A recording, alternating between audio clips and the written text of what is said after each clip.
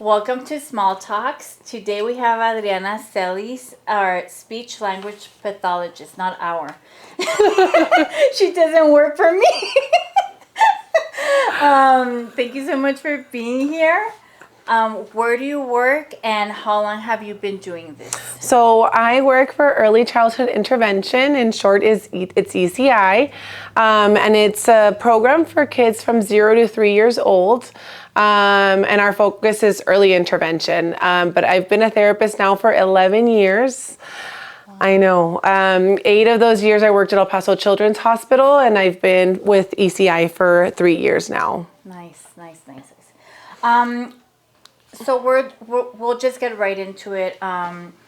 I invited you because I feel that there are many questions, amongst me and teachers, parents, new parents, not even new parents. I think like you have siblings and everybody's so different, right? And if you have the first, you expect the same things, and we are all very different. What are some key speech and language milestones parents should look for in between the ages 18 months to 5 years old, which I know are like the most important, right? They're developing that's when they learn how to speak and all the things. So yes, like you said, communication is very expansive, and it's hard not to compare siblings to each other, but I feel like we all are guilty of it. So I'm going to go over some milestones for like 18 months, 2 years, 3 years, 4 years. And if your child is not there, then we usually recommend seeking an evaluation and possibly therapy for your child. So at 18 months, we want children to say at least 10 words. And understand about 50% of what they say. By the age of 2, we want 50 words and starting to use some phrases. So more water, mommy help, and we usually understand about 70% of what they say. By the age of 3, it jumps to 250 words, and there we start seeing more 2 to 3 word phrases, and we understand about 80% of what they say. Age 4 and 5, here we see a huge jump of words, and it's hard to keep count at that point, but we want them using more extensive grammar patterns, present progressive verbs, plurals, big descriptors, like, oh, that car is bigger and smaller. So sentences become longer and more complex as they continue to develop. And at that age, we want to understand about 90 to 100% of what they say. So if your child is not meeting these milestones, then it's always good to get an evaluation and seek if they need therapy. So at 18 months, more or less, we need to understand at least 50% of what they're saying. Correct. Right. Correct. I remember my son. He was 2 years at that time, and I understood what he was saying, but not anybody else, right? So that doesn't count because mom understands everything. Yes, mom understands everything. So that was kind of like a red flag, right? Like, okay, you're able to understand, but I don't know that he's saying. Yes. And so I always ask if the father is present, I always ask the father, how much do you understand? Because usually it's 0 or like 20%. And the mom's like, I understand everything. So keeping that in mind. Yeah. So this is what other people that are not familiar with a child should understand. Perfect. Okay. When should a parent be concerned if their child isn't talking enough or clearly enough? Because I think that as adults and parents, we usually do like, he's still little, right? A year and a half, 2 years old. Oh my goodness, and they're still little because we are adults, right? And I think that in our brain, unintentionally, we minimize what they're capable of doing. Correct. So I think it's important for parents to know, like, they said I should be concerned. When should parents start feeling a little bit concerned? So I think that you bring up a very good point, because I get that a lot, or the wait and see. Oh, my doctor said wait and see. Yes. And so in my experience and what research shows is that early intervention is better. So a child's brain grows extensively from the ages 0 to 3 and 0 to 5. So if you think about it, they're born, all they're able to do to communicate is cry. They can't walk. And so much happens in the first 5 years of life. They start walking, they start talking, forming these complex sentences. So one thing that I look for a lot, other than the milestones that I told you, is their understanding of language. So there's also what they're able to communicate, but their understanding of language is equally as important. So, but between 9 to 12 months, we want children to start understanding simple commands. So give me the ball, give me a kiss, throw this in the trash. Well, maybe not throw this in the trash yet, but pick up the trash, take out the trash. But you get an idea. But we get an idea of what they're understanding. And also something very important is them using what we call communicative gestures. So these usually come before words, right? So it's going to be easier for them to wave than for them to say bye. Usually when they want to be picked up, they start raising their arms. So if your child is not doing any of these things, they start pointing to request things or to show you. So if your child isn't doing any of these things around that age, then it would be important to take a further look and evaluate.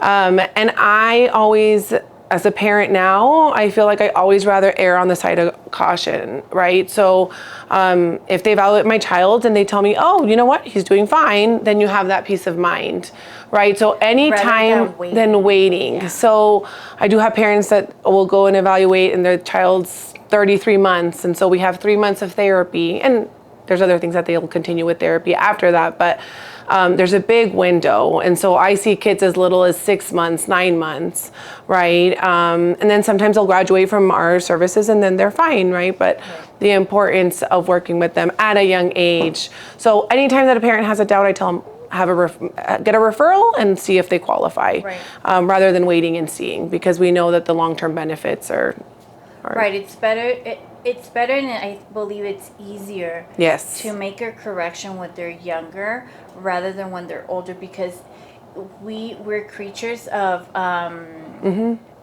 habit. Like, I know the word. It's coming. We're creatures of habit, and obviously, like you said, from 0 to 5, the growth that humans have is amazing, and it goes so fast that if we're able to make a correction or help, right, the earlier the better. Correct. What is the difference between speech delay and a language delay? I didn't know there was a difference, but okay, so speech delay is the way that speech sounds are produced. Okay, so when we talk about a speech delay, there's something, what we call articulation, that they're having difficulty with. And kids usually start learning we have like these phonological processes that they say. So a kid's not gonna, if the first word is banana, it's not gonna be banana, right? What do they usually say? Nana. Correct. And so they simplify language, but there are some errors that are not appropriate, okay? And so as they continue to practice language, usually that subsides and you start understanding them more. And then language delay is difficulty understanding or communicating language. So that's what we look at, words, like can they follow commands? And so they're two distinct and they can be interrelated. So you can have... like if you have a speech delay, then instead of saying car, they say tar. Correct. Right? Yes, good job. And a language delay is give me the toy, and the little kid is looking around like, what are you saying to me with the toy? Correct. Okay. Correct. And for example, the car and tar example, that's a perfect example. That's typical for a 2-year-old, but it's not typical for a 4-year-old. Right. Okay. Right. So then, and that's, we go into like articulation, phonological processes, and Oh my gosh. Yeah. Nope. I'm losing my train of thought. It'll come later. It'll come later. But yes, that's a perfect example. Or like, for example, you might have a kid, like speech delay, that they're like telling you a whole sentence, but you have no idea what they're saying because the words aren't intelligible because there's so many speech sound errors that are occurring. Does that make sense? Yes. Yeah. So that's what we want to make. A whole conversation and you're like, what did he Correct. just say? And at a 2-year-old level, 18-month, that's normal because like they're learning, they don't know a lot of words. We call it jargon-like speech. So it sounds like they're telling you something. You're kind of like, huh? Right? But at the age of 3, 4, we don't want them. We want to understand more than not. We do see that a lot here at the preschool. It's like with our 1.5 and 2-year-olds, we understand like they're learning, right? But at 3, we do expect them like to speak to a certain level, right? Like correct. And we see them if they do come back from the 2s, they have their summer vacation, and then it's amazing, right? The difference within a couple of months. Yeah. And then we see the students that aren't, developing in that way, and you're like, okay, but how? And I guess this jumps into, because it's hard as teachers, as a director, to talk to parents about these things because you don't know how well they're gonna take it, and I, as an administrator, feel that I'm doing a disservice by not saying anything, because I do believe the same way is the earlier the better. And like you said, if there's nothing, like if a speech therapist goes and evaluates, I'm like, no, oh my goodness, thank God, right? Yes. But if there is something that can be worked on, I think that's better than not. And sometimes it's even just like lack of knowing that your child needed to do something. Like, for example, sometimes we do evaluations and the parent's like, I didn't know he didn't know that by that age. We haven't tried it or practiced it. Right. And so I as well learned a lot through my job, through ECI, that, oh, wow, like according to the assessment that we use, they want kids scribbling at 12 months, which I was like, oh my gosh, they're too little. Everything goes to their mouth. But those skills start to develop, right? And so we want to look at different things, but it's just, sometimes it's just that lack of knowing, oh wait, it's just that I haven't been working on that. And so giving parents the tools to be able to do that. And that was my next question. What are some everyday things parents can do at home to support speech and language development, which I know are different, but like, are there any tips for parents? Yeah, so a lot of what I do through ECI, and I think it's so fundamental, is engaging with your child in different routines. And so sometimes we're busy, but like, okay, help me make something to eat, and talking through what you're doing, what your child's doing. We call that parallel talk and self-talk. Giving them that language-rich environment. The more language they hear, the more they're going to learn. And so depending on where your child's at, right? I mean, if you have a 12-month-old, 18-month-old, then I just try to simply label like water, right? But and if the child's communicating using one word, you always want to add another word. So if they tell you water, you can say water, please, or more water. But narrating, incorporating them in your routine, making them a part of your life, spending one-on-one time with them. I feel like when you work, when you have your children, you're trying to cook and clean, it's hard. But I tell parents, spend 10, 15 minutes of one-to-one, get at their eye level, engage in what they're engaging. And there's so much language in your everyday. In the car, I tell parents, look outside, have the child like, oh, look at the tree. Do you see the bird? Constantly label and provide that language-rich environment. And I also always recommend reading books, and depending on the age, usually for bedtime I tell parents, read the book word for word. But when they're little, they might not be interested to sit for 10 pages, right? Like, mom, come on, get to bed. Choose a book that's like fun. Yes, like look at the sun. sun, hot, ouch, a lot of gestures and animation. And then singing songs, it's very rhythmic, it's very repetitive.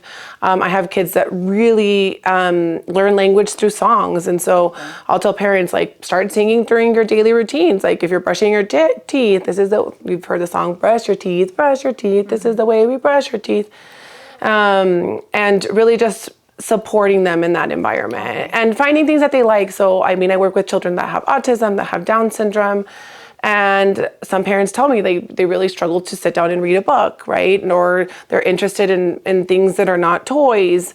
And so we try to find things that engage your child. So I always tell parents, if we don't have that engagement, if a child isn't engaged and actively listening, then we're not going to achieve anything. Okay.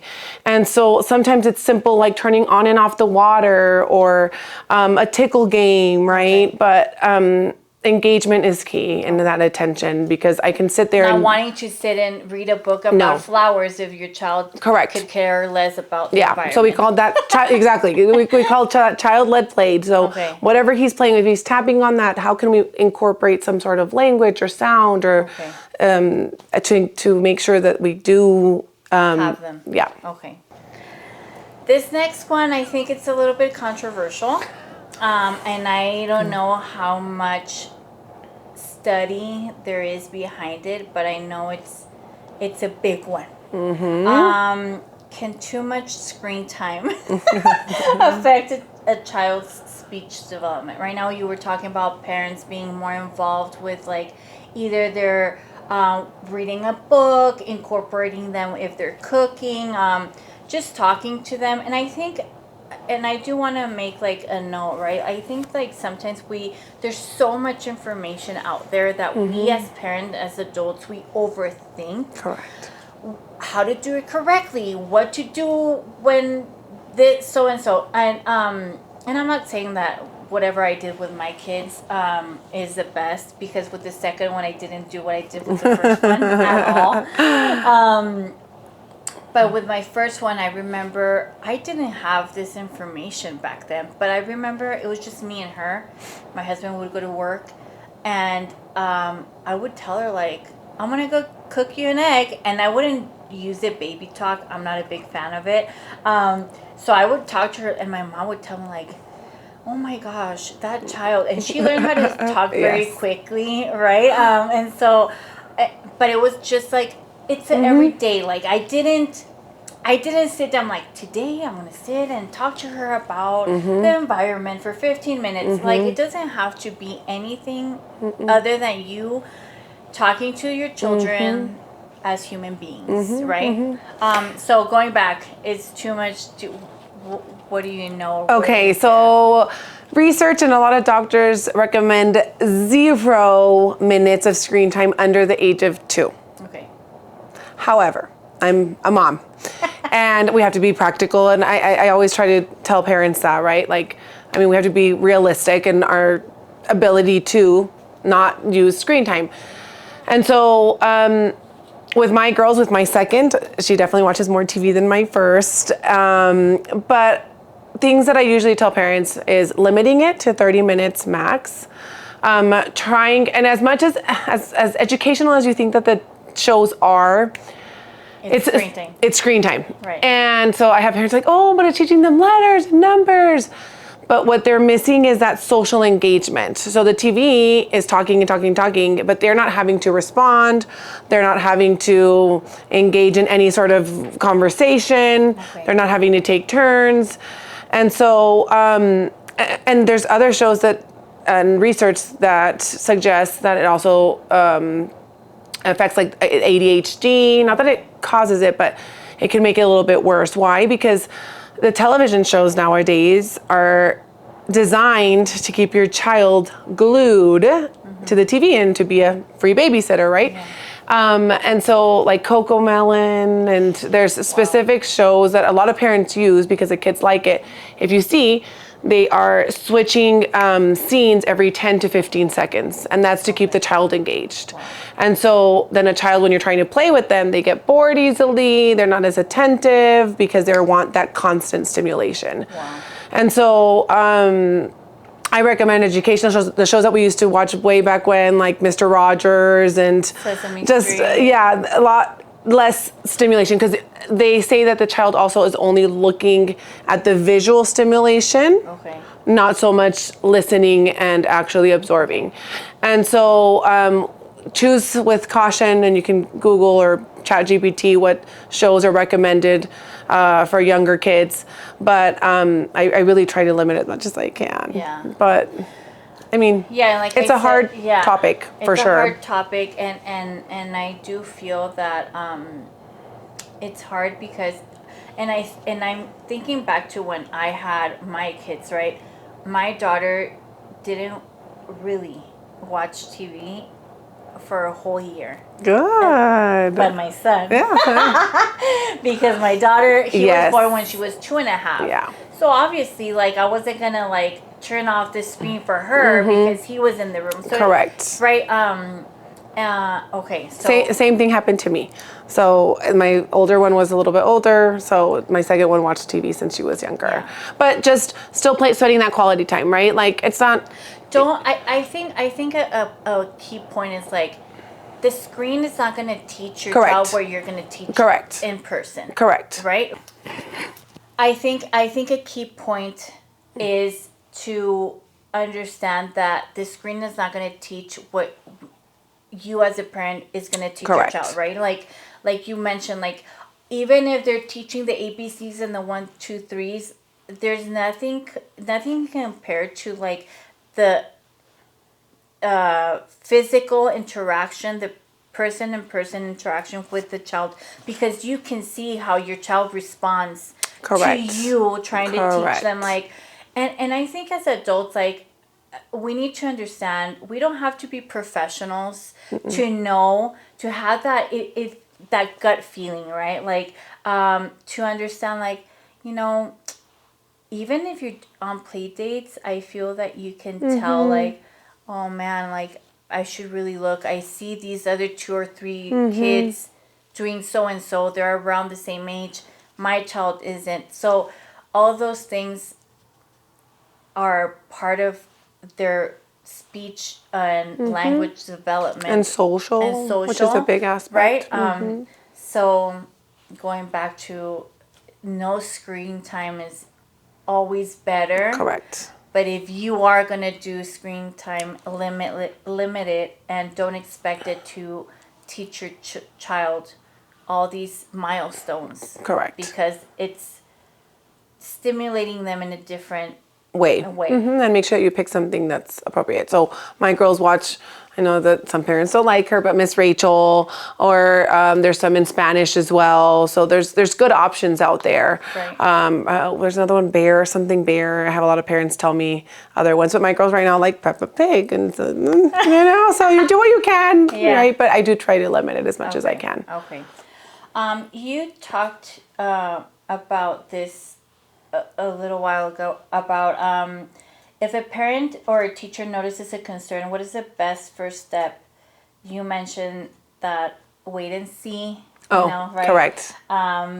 Or should they seek an evaluation? Okay, so depending on the age, I always tell parents seek an evaluation if you're concerned.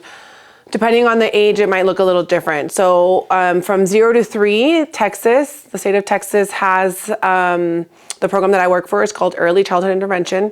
And like I said, there's a free evaluation. So you can just call up. You don't need a doctor referral, because at most clinics you do.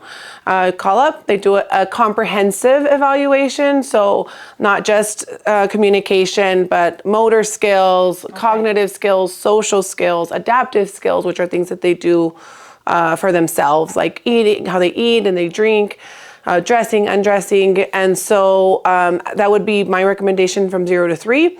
And then after the age of 3, then you can go to a clinic where they would evaluate. But at clinics, you do usually need referral. Okay. And so then for the first visit with ECI, they're able to just call them directly, like, hey, I want my child to be evaluated. Can someone come? And they'll send someone. Yeah. Okay, wow. And so they need a 25% delay in one area for them to qualify. Okay. And then if they do, then they recommend services. And the way that our program works is, like you were talking about earlier, the importance of like parent involvement. Okay. So our frequency is not going to be as high as a clinic because we coach parents. It's a parent coaching model. So we coach you what to do with your child Okay. throughout your daily routines because that's how they're going to learn. I can be there if you think about it. If I'm there twice a week, I'm there for 2 hours. How much impact am I going to make? Right. Compared to a parent that's there all the time. Right. So those are the options. And you mentioned earlier, it's sometimes hard with parents to bring these concerns up. But I think, like you said, parents know deep down, and if you think about it, you're just trying to help. Right. You're trying to give them the resources so they can help their child be successful, right? And make the progress that they can make. Because I always tell that also to parents. It doesn't matter what diagnosis they have, every child has the capacity to learn. But if we don't have expectations and if we don't push them, then we're not going to gain much, right? And so I think that's a very good mentality to have, right? And yeah, we just want to support the family Exactly. and the child. Okay, so if you have this feeling like there's so many, I think, resources right out there, ECI being one, and I feel that we're learning as we're going with our kids, right? Like, they don't have a manual for parents, but I think we're capable of understanding and following these instincts, right? Like, Correct. Okay, hey, there's a lot of resources out there for parents. And right now you mentioned resources. Let me mention two because I feel like they've helped me and a lot of parents. One of them is called cdcmilestones.com. And it's neat because it tells you things that you should be looking for.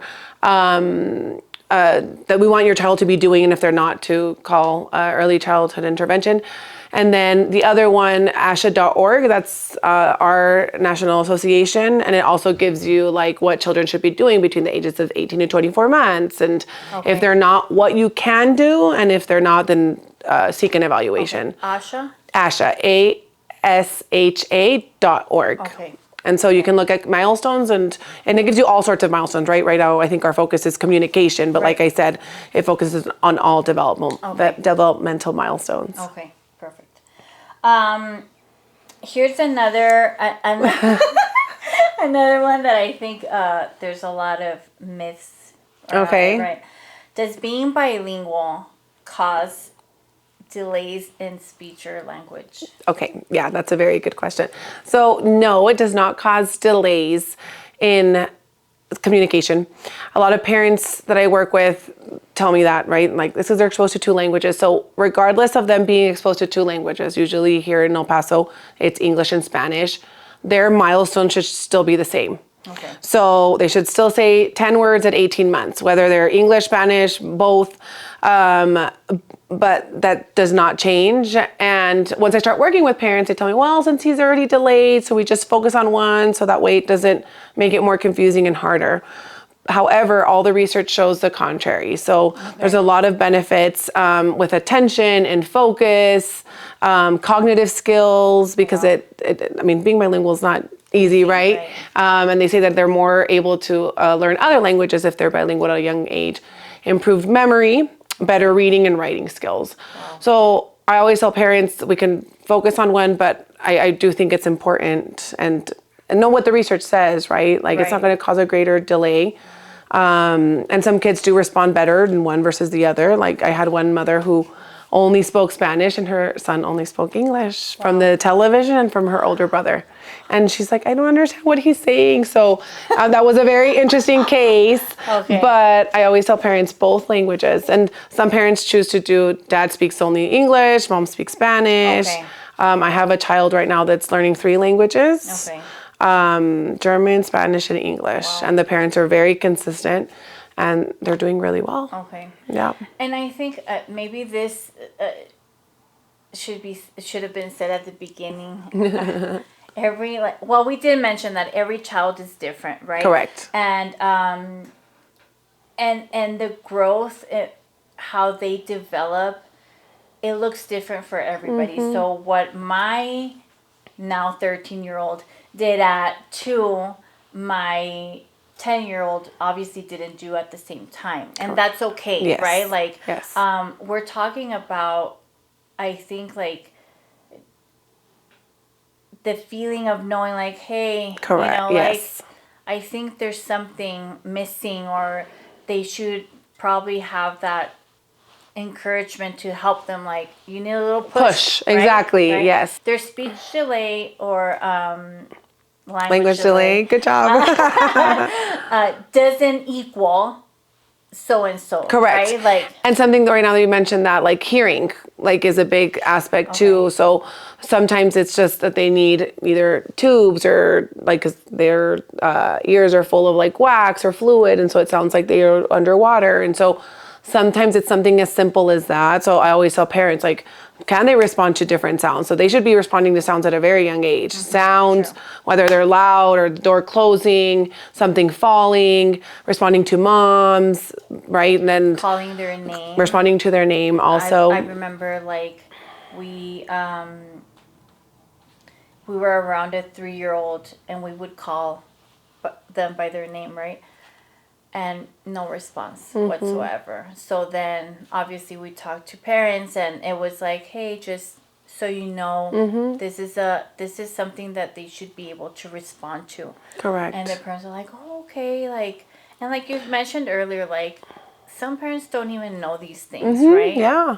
It's sometimes just as simple as that. Yeah. So I think that's a very important thing to keep in mind. Like hearing, usually when we do an evaluation, I always tell parents, like, let's just rule out, right? Parents are like, oh, I think he hears fine, but it's always good to rule out. Some pediatricians' offices do hearing screenings, like as part of their assessment, but not all of them. Right. So it's a good thing to just like check off the list and make sure that that's covered. Okay.